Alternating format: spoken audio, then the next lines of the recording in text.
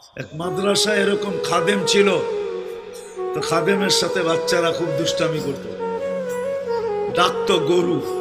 কি হ্যাঁ, পড়ার সময় গরু ডাকতো। তো ও ছিল একটু সাদা সিধা, সাদা সাদা সিধা বোঝেন, সরল ছিল, সরল সহজ সরল, একটু হাবলা টাইপের, তো বেশি মাথায় নিত না। আবার দেখবেন হাবলা মানুষ চেতলে কিন্তু খবর আছে, ঠিক ঠিক না? একদিন বৃষ্টি হইতেছিল প্রচন্ড, এর দায়িত্ব ছিল ছেলেদেরকে খানা পরিবেশন করা। তো খানার সময় গেছে, খানা নিয়ে আসে না, তো ছেলেরা চিৎকার দিতেছে গরু কই গেল। একটু পরে দেখতেছে খানা নিয়ে আসতেছে, তো সবাই চিৎকার দিয়ে বলতেছে ওই গরু এত দেরি করলি কেন? বাস সরল সহজ তো লেগে গেছে মাথায়।